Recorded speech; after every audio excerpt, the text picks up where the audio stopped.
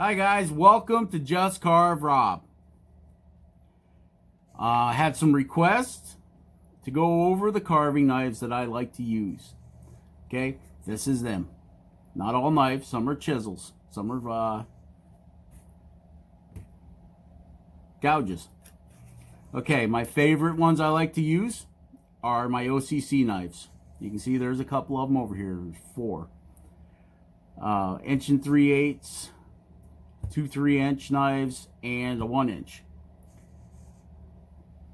The longer ones are my rough out knives. They're for taking off massive amounts of material or getting in some place that I can't reach with either one of these. This was my first OCC knife, the 1 3/8. It's the best all-around medium knife. That's why I bought it. The first carving knives I ever bought was these flex cut knives. Okay, they came in a set of 4. The other one's someplace around here, but these are the 3 out of the 4 that I really used a lot. Used these for a few months, maybe a year, and I kept seeing all these guys using the higher end knives like OCC, Drake, Helvey. They're just a couple, all handmade, top quality knives. And I fast found out why the OCC knives are better than the flex cut. They're a thinner blade. Okay, for starting out, you want something with a heavier blade so you don't mess your edge up so much. So the flex cut is a great knife. My recent acquisition is this OCC 1/4 inch V gouge. Great. It's like having 2 knives when you want to cut a V into something instead of using your knife, because with your knife you have to come this way and then this way and then pop that chip out of there. Now you can get a deeper V with your knife than you can the V tool, but to save time, this is the ticket. Also have a set of flex cut micros. We have 3 different size U gouges and a small V. The V's tend to be the ones I use the most because I use them for doing eyes, getting inside the eye and all that stuff, like this guy here. We get inside that eye there. These are pretty small eyes, you can see by the size of my finger. All right, so yeah, that's the ones I like to use. This one, and this one were like $26 a piece. Believe it or not, this one was like $23, and so was this one. They're in that ballpark plus shipping. These, I think for the 4 of these was $60 or $70, and for the 4 of these, and they come in a really nice case, and they also come with band-aids, right, Peter? Band-aids? Yeah. And here's a safety tip, guys. If you're ordering sharp things like this, please order a set of carving gloves, or at least one for your hand, because carving gloves are not left or right. You can buy one and use it on left or right, okay? And they're only like $5, $6, $8, something like that. If you're spending $20 for a knife, believe me, your fingers are worth much more than $20. So order that knife, order that glove, order a carving glove. Okay? Let's get these out of the way. Oh yeah, I use my pocket knife too. And we will go over some sharpening. Okay, now, the way I tell my knife needs to be sharpened, and this was taught to me by a guy that has sharpened knives for like 50 years. He owned a sharpening shop, sharpened scissors, knives, saw blades, all that good stuff, is you put it on your thumb nail, okay, and you give it a little push. If it doesn't slide, that knife is sharp, okay? If you put it on your thumbnail and it slides, That knife is not sharp. You can see my knives are sharp. I keep them sharp because sharp knives are less likely to hurt you than a dull knife. A dull knife requires more pressure to cut, okay? So keep your knives super, super sharp. And you will spend less time getting stitches, okay? Now, I was carving a piece of hardwood, and I hit a knot that I didn't see. It was on a walking stick, and I actually rolled the blade. When you roll a blade, it's like you take the sharpest point of the blade and you just bend it over a little bit. And sometimes you can't even see it, but if you take your thumbnail, you can feel it. You'll feel it. Your thumbnail will catch, or you hear it go tick, tick, tick. That means you got a roll in your blade. At that point, I'll go, you see I've got 2 diamond lapping hone stones here. One is a medium, one is super fine, okay? What I do is I'll take them, and if I feel a roll, I'll put a little WD-40 on this, and then keep the same angle as your blade, and you'll hear it. You'll hear it. You'll hear it. You'll feel it. You'll feel it. Like when you do the side without the roll, nice and slick. We'll slide right across it. Do the side with the roll, and you'll actually feel it drag. So keep the number of strokes the same. If you do it 3 on one side, do it 3 on the other side. Okay? And then every once in a while, check it. See if you can feel that tick or that roll. Okay, the other way I test it, and please be careful if you do it this way, I'll put it on my thumb on a nail. And keep the knife away from the fat part of your finger, just the nail. And no pressure, guys, no pressure. Just slide it along there. And if you still got that roll, you'll feel it. Your knife blade will actually stop. And you'll be able to tell right where that roll is. See, I can feel one right about there on this blade. So I'm just working that off. And you want to try keeping your blade at the same angle that it is, because you don't want to add another cutting angle on your blade. You actually only want one angle on your blade, and that's this one. A lot of knives, pocket knives and whatever, will have this angle, and then they'll have a third angle. And my pocket knife does not have that because I have sanded it off. It's all one angle. Okay, so after you do that, and you get your blade where you want it, I have made a stroff. This old leather belt, piece of scrap oak wood that I had that was flat, and I glued the leather belt. Now, if you got a leather belt or a raw piece of leather you're using, make sure you put the rough side up, because that's what your compound is going to get stuck in. Now, you can get this compound, I believe Lowe's and Menards, those stores have it. Maybe your hobby store will have it, like Hobby Lobby or Lee Valley or Michael's. I usually just order this stuff, and the last time I ordered this was 2 years ago. So that shows you, and the block wasn't much longer than it is right now. So that just shows you how long this can last you. Okay?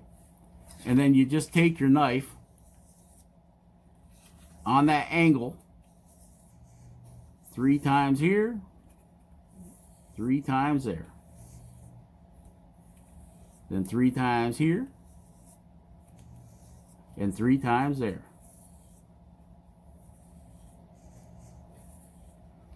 And same way with your carving knives, you know. Keep the same angle. 2, 3. 1, 2, 3. See that? No slippage. Right from the tip to the back to the middle, to the end, no slippage. So that knife is good and sharp. Let's see how sharp it is. This is, okay, your wood grain is running up and down on this, guys. So we're going for the end grain here.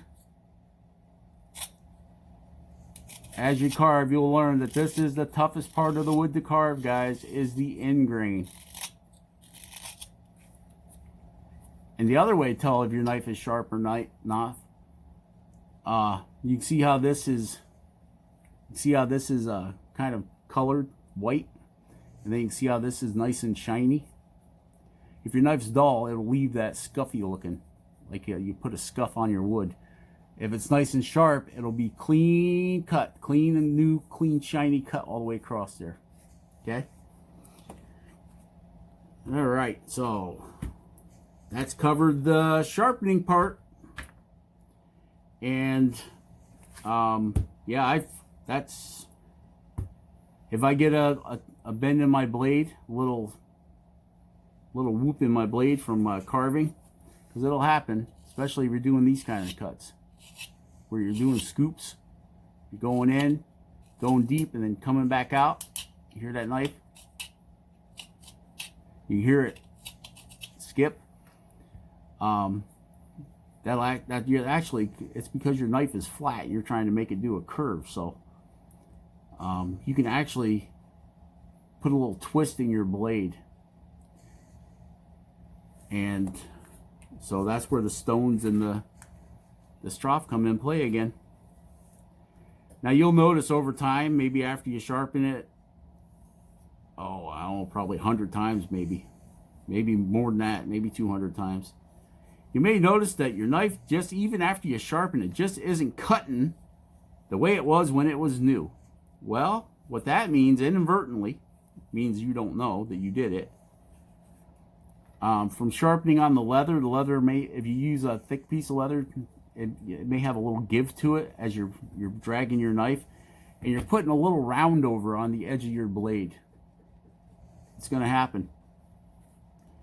If you do that, you go back to your stones. You can, your diamond stones, or the finest whetstone you can get, like an Arkansas stone, something very fine.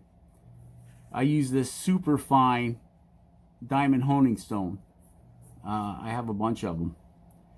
And you're just going to do the same thing. Put your WD-40 on there, or hone oil, or whatever, some kind of oil. Vegetable oil works good. Okay, you can hear this knife. It doesn't have a sound when you put it on there and bring it. Not a sound. So that means that this blade is nice and straight, and I don't have to worry about it. When you get one that's got the edge rolled, or you put a little wiggle in it, you'll hear it. You'll hear a shh, shh. So basically, you're just going to bring that down till you don't hear that no more. And when you look at the blade, you look at the side of your blade, you'll see scuff marks from the diamond. You'll see where it's putting lines on your blade.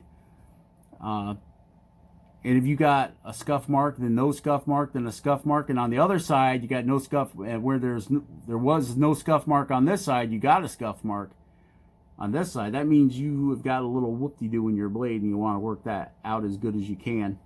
Okay. So that covers it pretty much. Sharpening, the knives I use, the gouges I use. We can go over some basic cuts. Okay, so let's say we're going to try a stop cut. That's just a straight in cut, and then we're going to use a paring cut to bring it back to that stop cut. Okay, that's a stop cut, guys. It's just where you plunge in, and then you're carving wood to it. Gives you a nice square cut. Remember, keep your fingers out of the way of the knife. If you don't want to cut it, don't put it there. Okay, paring cut, stop cut. Push cut is the one I use probably the most, where you're taking your thumb, you're using your thumb like it's the motor, and you're pushing your blade.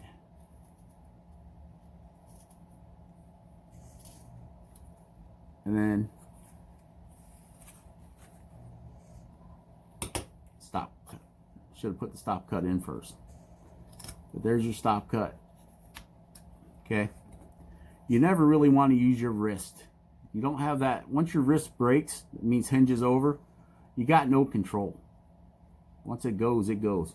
So most of the time I use my hand, my fingers, to pull the knife. Because once it gets there, it ain't going no further, right? It stopped. See, I use my fingers to pull the blade back on that paring cut.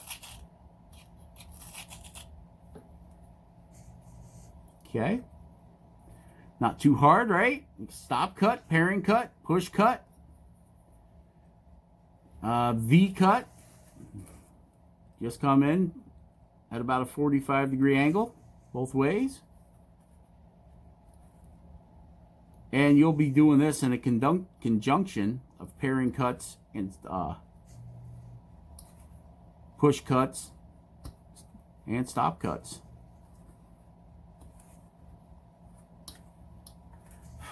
V cut. Pretty easy. So that's basically it. What's funny is when they sent me this set of micro gouges from Flex Cut, they also sent me a package of Band-Aids in a nice plastic container. And a little note that said, beware, these tools are sharp. Well, yeah, I got that with the Band-Aids, right? Yeah, if you guys buy these tools, you're using knives, please buy a carving knife. Please. It will save your fingers. I have a set of carving gloves. I got one in my truck and one in my travel box. I always have a knife with me, even if it's just my pocket knife. And I'm in town and the wife's shopping and I got a stick in the truck or something, I'll carve it. Why not? It gives me something to do because I hate going in stores. Especially this time of year. All these sick people running around. Okay. So, if you got any questions, please leave it in the comments. And I will answer you. Or like, I had 2 requests for videos on sharpening and what kind of knives I use. Here they are, man. Next day, bringing it to you. Live from the Just Carve Rob studio. So, just carve. Be awesome. Carve something awesome.